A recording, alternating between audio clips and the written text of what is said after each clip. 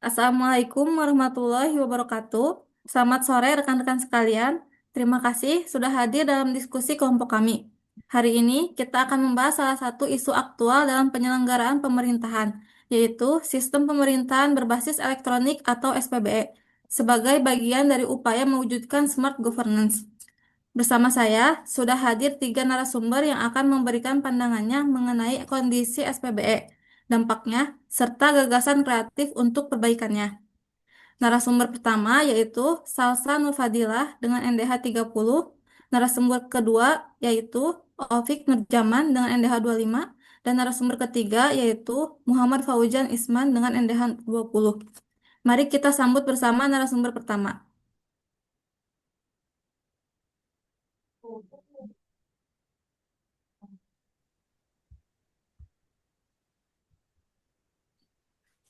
Maaf, apakah suara saya sudah terdengar?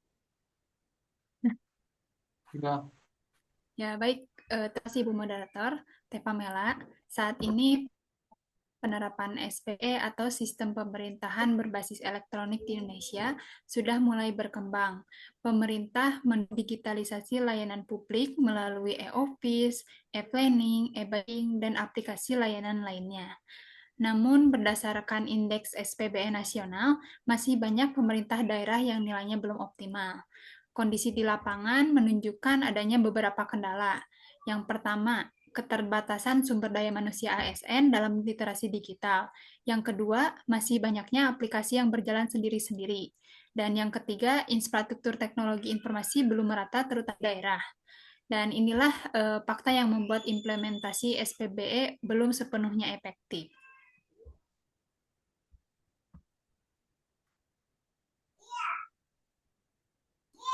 Ya, mungkin itu saja Teh Pamela. Selanjutnya akan dipaparkan oleh narasumber kedua. ya, terima kasih Ibu Moderator. Baik, melanjutkan paparan sebelumnya dari Ibu Salsa, saya akan menjelaskan dampak dari kondisi SPBE yang belum optimal. Jika masalah ini tidak segera ditangani, maka bagi ASN, pekerjaan menjadi lebih lambat karena data tidak terintegrasi. Kemudian bagi instansi pemerintah, koordinasi dan sinkronisasi antar OPD menjadi terhambat. Bagi masyarakat ini yang paling penting, pelayanan publik jadi lambat dan kurang transparan. Kemudian bagi pemerintah daerah, kepercayaan publik bisa menurun karena pelayanan dinilai kurang responsif. Jadi, bisa disimpulkan bahwa SPBE yang lemah akan berdampak langsung pada kualitas birokrasi dan citra pemerintah di mata masyarakat.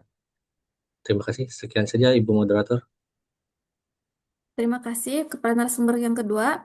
Selanjutnya akan dijelaskan oleh narasumber yang ketiga. Baik, terima kasih Ibu Moderator.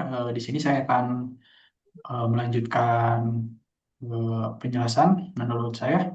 Eh, untuk memperkuat penerapan SPBE, ada beberapa solusi yang bisa kita dorong. Yang pertama, peningkatan kompetensi ASN melalui pelatihan literasi digital secara berkala. Lalu yang kedua, integrasi sistem informasi dengan konsep satu data, satu sistem sehingga tidak ada duplikasi aplikasi. Lalu yang ketiga, penguatan infrastruktur teknologi informasi seperti jaringan internet dan perangkat kerja yang memadai. Yang keempat, perubahan budaya kerja ASN dari sekedar administratif menuju adaptif, kolaboratif, dan berbasis digital. Dan yang kelima, kolaborasi lintas sektor, baik dengan masyarakat maupun swasta, untuk mendukung pengembangan layanan digital. Dengan langkah-langkah ini, SPBE bisa benar-benar mendukung terwujudnya smart governance. Mungkin itu saja solusi dan gagasan kreatif dari saya. Terima kasih, Ibu Moderator. Terima kasih kepada para narasumber.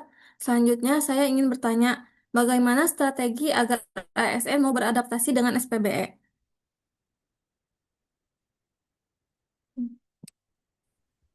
Bisa dijawab yang pertama oleh narasumber yang pertama. Baik, eh, ya.